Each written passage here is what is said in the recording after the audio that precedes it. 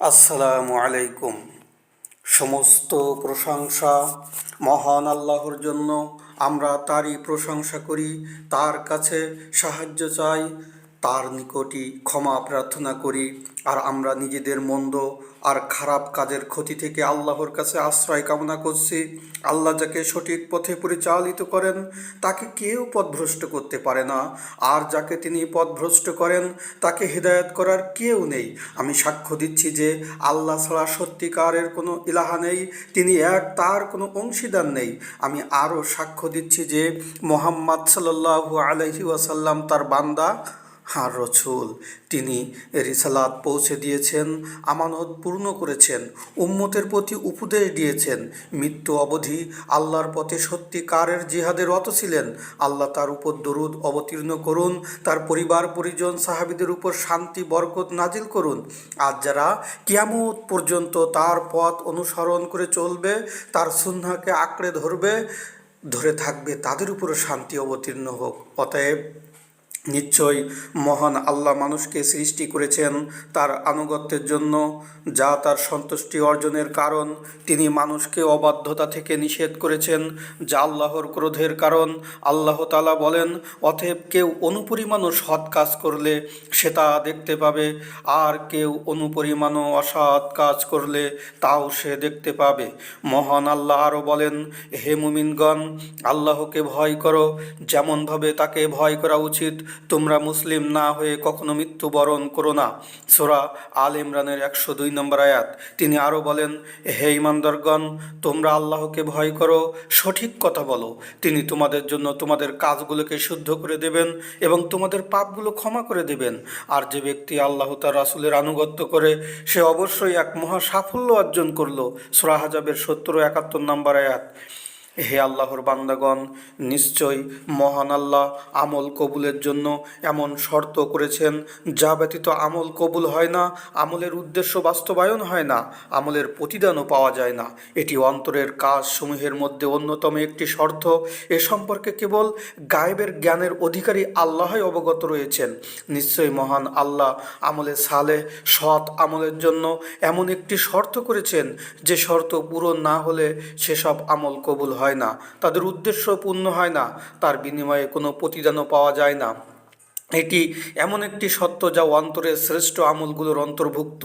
এর প্রকৃত অবস্থা কেবল সকল গোপন বিষয় সম্পর্কে অবগত মহান আল্লাহই জানেন। ইখলাস হলো আল্লাহর নৈকট্য অর্জনের সবচেয়ে মহৎ উত্তম উপায় এবং পবিত্রতা ইবাদত সমূহের একটি।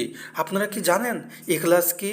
ইখলাসই হলো মুক্তি ও পরিত্রাণের মূল রহস্য, সফলতা, সাহায্য প্রাপ্তির পথ, প্রতিটি সৎকর্মের ভিত্তি, প্রত্যেক ইবাদত কবুলের পূর্ব শর্ত। এটি একনিষ্ঠ বান্দার চূড়ান্ত লক্ষ্য। কেননা ইখলাসবিহীন আমল করার অর্থই হলো সময় শক্তির অপচয়, যার কোনো প্রতিদান নেই।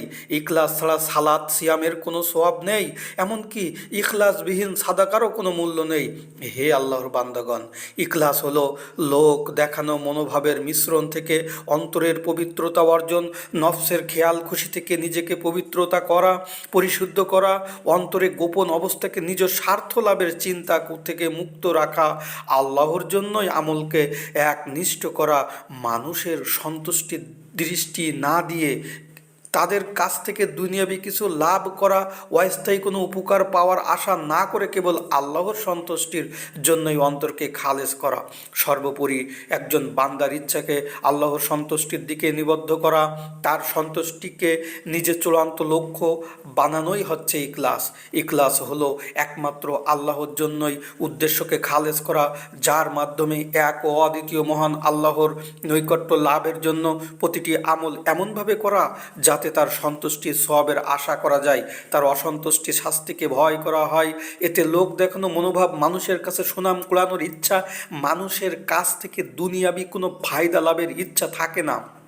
আর প্রকৃত মুখলেস সেই ব্যক্তি যে তার ভালো কাজগুলোকে সেইভাবে গোপন রাখে যেভাবে তার গুনাহগুলোকে গোপন রাখে, যে একান্ত নির্জনতায় যেভাবে আমল করে প্রকাশ্যেও সেভাবেই আমল করে। তার কাছে প্রশংসাকারী নিন্দাকারী উভয়ই সমান, কারো প্রশংসা নিন্দায় তার আমলে কোনো পরিবর্তন আসে না। দিনের আলোতে তার ইবাদত যেমন হয় ও অন্ধকার রাতেও তার ইবাদত তেমনই হয়। তার কাছে গোপন আমল প্রকাশ্য আমল উভয়ই সমান, কারণ সে কেবল মহান আল্লাহর জন্য ইবাদত করে। সে তার আমল দ্বারা কেবল আল্লাহর সন্তুষ্টি কামনা করে।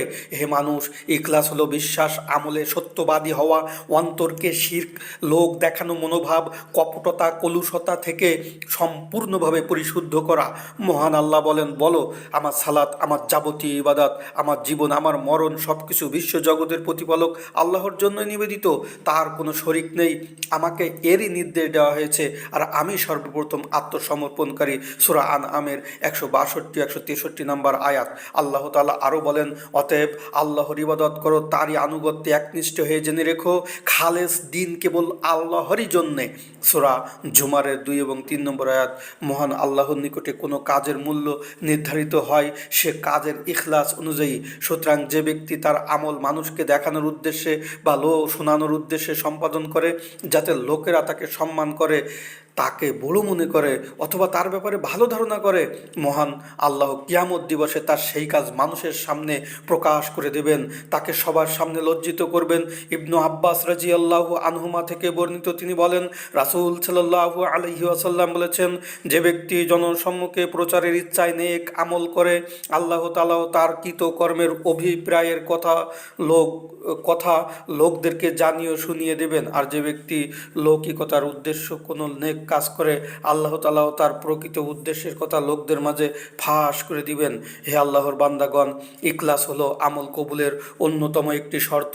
আমল কবুল হওয়ার মাধ্যমে সওয়াব প্রতিদান প্রাপ্তির জন্য তাতে ইখলাস থাকা জরুরি। মহান আল্লাহ বলেন, আর তাদেরকে কেবল এই নির্দেশ দেওয়া হয়েছিল যে তারা তা যেন আল্লাহর ইবাদত করে, তারই জন্য দিনকে একনিষ্ঠ করে। যখন কোনো আমল থেকে ইখলাস দূর হয়ে যায় তখন তার সওয়াব বিনষ্ট হয়, সেই আমল বাতিল হয়ে যায়। আবু হুরায়রা রাদিয়াল্লাহু আনহু থেকে বর্ণিত, রাসূলুল্লাহ সাল্লাল্লাহু আলাইহি সাল্লাম বলেন, মহান আল্লাহ বলেন, আমি শরীকদের শিরক হতে সম্পূর্ণ মুক্ত। যদি কোনো লোক কোনো কাজ করে এবং এতে আমি ছাড়া অন্য কাউকে শরিক করে, তবে আমি তাকেও তার শিরকি কাজকে প্রত্যাখ্যান করি। আল্লাহ কেবল সেই আমলই গ্রহণ করেন যা তার জন্য খালেস নিয়তে করা হয় এবং যা তার শরিয়াত, তার নবী সাল্লাল্লাহু আলাইহি সাল্লামের সুন্নাহ অনুসারে করা হয়। হে আল্লাহর বান্দাগণ, ইখলাস হলো শয়তানের কৌশল ধোঁকা থেকে বাঁচার মজবুত দুর্গ, মন্দ পরিণতি অপমান থেকে রক্ষা পাওয়ার ঢালস্বরূপ, নাজাত নিরাপত্তা লাভের অন্যতম মাধ্যম।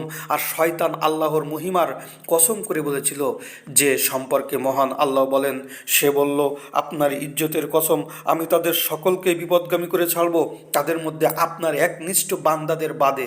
সূরা সোয়াদের 82-83 নম্বর আয়াত। অতএব মহান আল্লাহ ইউসুফ আলাইহিস সালামের শানে ইরশাদ করেন, আমি তা দেখিয়েছিলাম তাকে অসৎকর্ম ও নির্লজ্জতা থেকে সরিয়ে রাখার উদ্দেশ্যে, সে ছিল বিশুদ্ধ হৃদয়ের বান্দাদের অন্তর্ভুক্ত। হে আল্লাহর বান্দাগণ, ইখলাস হলো ঈমানের ভিত্তি, একটি মৌলিক স্তম্ভ, একটি ইবাদত, দায়িত্ব পালন সব ধরনের আমলের ক্ষেত্রে অপরিহার্য একটি সত্য। ইখলাসের মাধ্যমে কাজে উদ্যম জন্মায়, আলস্য দুর্বলতা দূর হয়, কাজের মান উন্নত হয়, আল্লাহ পরিশ্রমে বরকত দান করেন, ভালো ফলাফল অর্জিত হয়, কাজের স্থায়ী সুফল পাওয়া যায়, আমল সফলতা কল্যাণ দ্বারা সুশোভিত হয়। হে আল্লাহর বান্দাগণ, ইখলাসের মাধ্যমে সাধারণত সওয়াব পাওয়া যায় না এমন সাধারণ অভ্যাস ও বৈধ কাজগুলো ইবাদতে পরিণত হয়, যা মানুষের মর্যাদা বৃদ্ধি করে, সওয়াব বহুগুণে বাড়িয়ে দেয়, যার মাধ্যমে গুনাহ মুছে যায়। সাদ ইবনে আবি ওয়াক্কাস রাদিয়াল্লাহু আনহু হতে বর্ণিত, রাসূলুল্লাহ সাল্লাল্লাহু আলাইহি সাল্লাম বলেছেন, তুমি আল্লাহর নৈকট্য অর্জনের উদ্দেশ্যে যাই ব্যয় করো না কেন, তোমাকে তার প্রতিদান নিশ্চিত রূপে প্রদান করা হবে। এমনকি তুমি তোমার স্ত্রীর মুখে যা তুলে দাও তারাও।